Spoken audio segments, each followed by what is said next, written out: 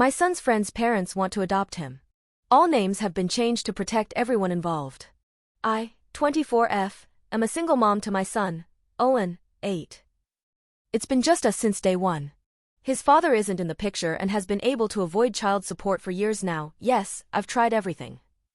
My own parents disowned me. I had to drop out of high school and have worked a myriad of jobs since then to keep us afloat. We aren't on the poverty line by any means, but we definitely live paycheck to paycheck in a one-bedroom apartment.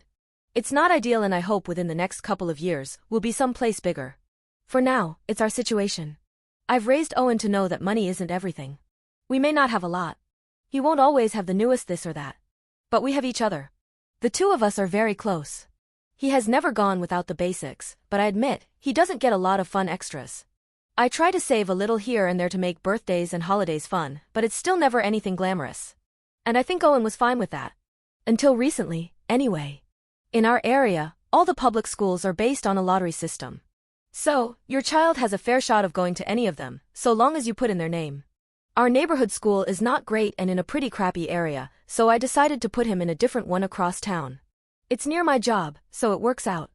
Last year, when he was in 2nd grade, he met Charlie. They began hanging out a lot after school, with Owen going to his place. I met Charlie's parents, Nate and Paige, a couple of times before this began. They seemed very nice and supportive. Owen always had a great time at their house. Charlie occasionally came to our apartment, but usually they were at his place. Which made sense. I work and there's really not much for them to do here, even when I am off. Summer breaks are easy to find care, as there are several free or low-cost camps that I can put Owen in. It's the shorter breaks, such as Christmas and spring, that are harder. Camp space is limited. Spring break of 2022, I managed to just miss registration. Paige is a stay-at-home mom and offered to take Owen for the week. I was hesitant to ask so much of her, but she insisted. He had a really fun time with them. They did a ton of activities and Paige refused my attempts to pay her back at least some. I couldn't afford all. I admit, I did feel a tad uncomfortable with her spending this much on my son, but at the same time, I didn't want to deprive Owen of this stuff. Summer came and while I did get Owen into camp, he spent a ton of time with Charlie as well. He ended up going on vacation with them. I was again very hesitant, but the experience was something I could never give Owen and it wasn't too far away. He had a blast. I kept telling Nate and Paige that there's no way I could ever pay them back and they kept insisting that they loved having Owen around. They told me what a great kid he is. Sweet, respectful. At one point, I really pressed Paige as to why she was so insistent on having Owen around so much.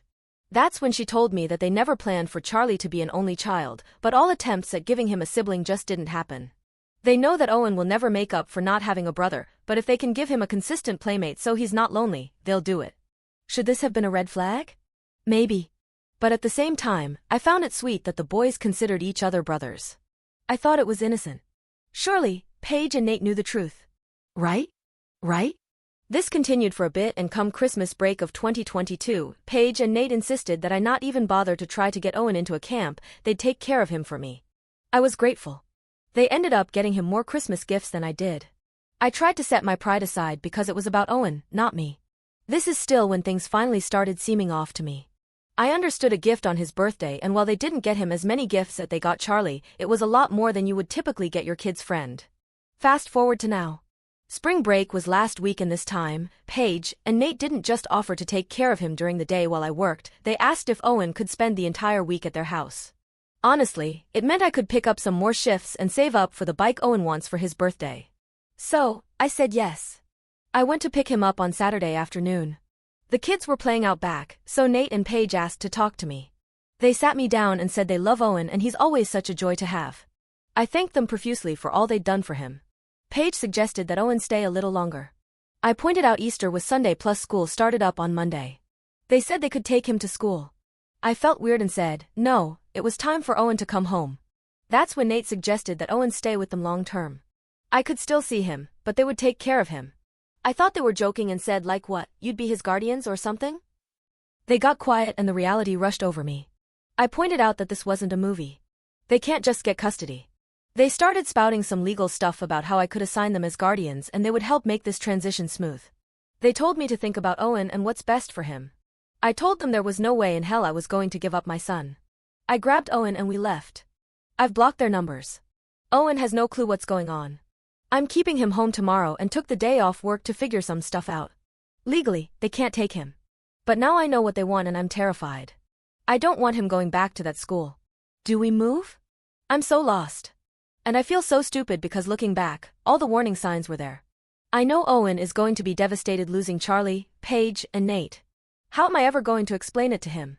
Additional info. I can take care of my kid. He's never gone hungry. The lights are always on. He has clothes, albeit sometimes from Goodwill or donations. We lived in our car briefly when I was 17, but I pulled us out of that situation and will never be in that place again. I have health insurance. He goes to the doctor. Has his vaccines. He just doesn't have an iPad or summer vacations. What he does have is love. His favorite stuffed giraffe that I got him when I was pregnant. A love for the park. He isn't deprived. He has a good life. I love him and I'm never giving him up. Edit 2. Maybe Paige and Nate have been turned down by foster/adoption agencies. I've suspected this too. It seems like they don't want another child, they want Charlie to have a permanent playmate/buddy. And I don't know much about the system, but if they were as honest as they were with me, I could see them turned down. Update. Post won't let me update directly, so here it is in the comments. There's no way I can respond to everyone, so I just want to say thank you for the advice. While I understand those saying they potentially meant well and weren't trying to be offensive, it's still a risk I can't take. It's not like they offered to take him every so often. They wanted him full-time, permanently. To those who said I should just let them, please pass me whatever drugs you are on. I will never give up my son. Do we have the newest this or that? No. We have our needs met. I love my son and I am not letting him go. As for everyone else, I took your advice and reached out to the school. I told them that Paige and Nate are no longer allowed to pick up Owen and explained I do not feel safe with them around each other. They understood. There's not much they can do outside making sure they never pick him up. It's too late in the year to move classes, but next year, Charlie and Owen will not be in the same class. I notified the police, but again, they can't do much. We have zero in writing and a simple request to have my child isn't really breaking any laws. Unfortunately, all I can do is hope they don't try anything. I still haven't spoken to Owen. I think it's fine if he talks to Charlie and plays with him at school, but I have to find a way to explain why they can't have play dates or sleepovers. As well as to never to go anywhere near Nate and Paige. I guess that'll come in time. I'll update again if anything happens. I'm hoping this is the end. As some of Nate and Paige's defenders said, they did take my no well. So hopefully they realize how totally out of bounds they were and leave us alone. Update 2. Monday night, I talked to Owen and explained that Nate and Paige were not safe. He was confused and I explained that they wanted to take him away from me. I think it spooked him as he started crying, saying he didn't want to leave me and he didn't want to see them again. I held him and assured him he wasn't going anywhere. He understands he is never to go anywhere with them and that the school is taking measures to protect him. I said he could still talk and play with Charlie at school. He said he doesn't want to. I was honestly worried he'd hate me, but you all were right. Telling him the full story made him realize how serious it was. He understands the gifts and trips will stop and says he's alright with it. Also, I wanted to address one last thing. I've gotten a few people offering me money or gifts. Please do not do that. I am very appreciative, but that was not the purpose of this post. If you wish to do something, donate to your local shelter or other charity. Owen and I are not in need, I'd rather see it go to people who need it. I didn't see Nate or Paige at drop-off, nor have I gotten any contact, but then again, I did block them everywhere. Thank you all for your help. I'll update if anything else happens, hopefully it won't. Update 3.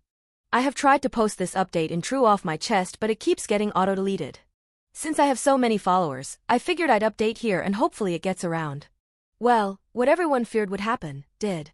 Tuesday, he returned to school. I told him he could still talk with and play with Charlie. I was hesitant to drop him off but figured you can't live in fear. Most afternoon, my son takes the bus to a local rec center for aftercare. I had already told the school everything and that Nate and Paige were not to pick Owen up. I managed to call and even make sure he got on the bus. Aftercare was also made aware of the change in pickup list. Well, a half hour later, I get a call that Paige had tried to pick up my son. The front desk refused to release him. Didn't say why, just that she was no longer on the list. She wouldn't leave and the police were called. She was escorted out of the building. While she wasn't brought to jail, there is a police report and I am using this to go to court and get an order of protection. Paige and Nate are also banned from the rec center, so if they do show up, they will get arrested for trespassing. The police are working on ways to protect us and the local social services office has been made aware of the situation, so should they try to make a claim, they're aware of the situation. Update 4. I hadn't realized it had fully been nearly 2.5 years since I gave an update to our lives, but I thought about this whole saga recently, found the account, and realized 3K plus of you follow this now, plus it seems I still get requests for an update. After this happened, I wanted to stay in the area we lived in. If anything, because I couldn't afford to move us. I ended up transferring Owen to a different after-school program. He still remained friends with Charlie at school. Apparently, even Charlie would call his parents weird and said he was angry with them for making it so Owen couldn't go over there after school. The rest of the year passed by awkwardly, but initially, the school did a good job of making sure Nate and Paige were not anywhere near my son. I was told they wouldn't be allowed to volunteer anymore, as Paige often did, prior to everything. Summer soon came, Owen started his usual camps, and I thought all was well. I had initially been told that the boys would not be put into the same class the following year. It had been too late in the year to move either of the boys. But when I brought Owen to school on the first day, I saw Charlie's name on the door. It's a small school, and they have a unique last name, so I knew it wasn't a coincidence. I spoke with the principal and was told it was impossible to keep them in separate classes and there were factors I just couldn't possibly understand. I regretfully didn't fight as hard, because I assumed Paige and Nate were still banned from volunteering. It was like a horror movie receiving a letter from the room moms of the class, typical letter I receive every year talking about fundraising, volunteer opportunities, when they raise money for teacher gifts, etc. Paige's name was right at the bottom. I once again spoke to the principal and was told that they couldn't keep Paige away from the school. She donated a lot of money, was great with the kids. They said since we had no incidents in 5 months at that point we had to let it go. I tried to. I thought, maybe things have changed. But it brought me so much anxiety every time I thought about that woman near my son. The school was refusing to protect him. What if things hadn't changed? I debated switching schools, but this was the best in our area, and I couldn't afford private. I prepared my son. He said he wouldn't try to go with her and would scream if she tried to take him. Sure enough, first class party of the year, my son said Paige was there, and Owen said she kept trying to talk to him. She kept asking him to come over and even wanted my new phone number. I changed it for obvious reasons after everything went down. Thankfully, Owen knew better. But I just saw the rest of the year flashing before my eyes. Paige finding ways to be around my son, potentially breaking him down. Since the school didn't give a shit, I had nightmares of them letting her kidnap him. I knew we couldn't stay long, but again, I was broke, working a crap job, and I couldn't just pack up and leave. So, I started applying to some new jobs out of our city. As it was, I had one job working in retail, but I picked up house cleaning shifts and occasionally some babysitting shifts in between. I took a chance and applied for a live-in nanny position in a city about 3 hours away. I didn't think I'd have a shot at it, especially as I had a kid.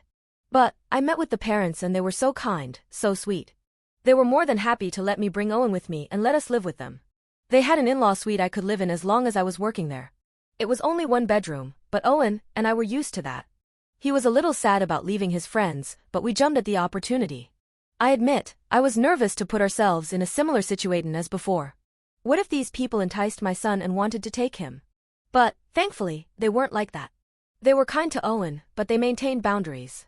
I eventually told them our story and they were horrified that this had ever happened to us, and assured me they would never try to take my son.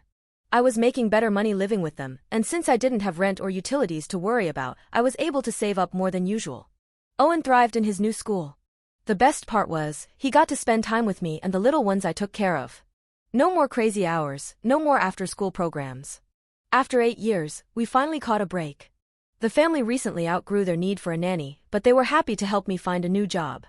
This position isn't live-in, but I was able to save up to put a down payment on a condo. Something I never thought would happen. For the first time in 10 years, Owen has his own room. Something that both excited him, but he was also a little scared. With the help of my old bosses, who are now good friends of ours, we were able to decorate. And my new bosses are so kind and again, totally fine with me bringing their baby with me to pick up Owen and having him around. I haven't heard from Nate and Paige since April 2023. My son occasionally mentions Charlie, and I know he misses his buddy, but he's also relieved about where we are. I hope for Charlie's sake that his parents have calmed down, maybe they've learned their lesson. If anything, so they won't prey on another woman in my situation. I don't speak to anyone from our old city, no friends there, so I have no way of knowing. Sorry if that's not a fun update. But, that's where we are. Happy, healthy, and doing well. I'm 26 now, but many days, feel like I'm 42. I'm in a new relationship now, dating seriously for the first time since Owen was born. I have a group of friends who are also nannies. It took me 8.5 years to gain a support system. Still haven't spoken to my parents. Owen's father will never be a part of the picture, but we finally have a family. Still, he often tells me that if all of it went away like Nate and Paige did, he'd be happy with just us. God, he knows how to make his mama cry. Anyway, thank you all for the support and concern over the years. Much love to you all. Love.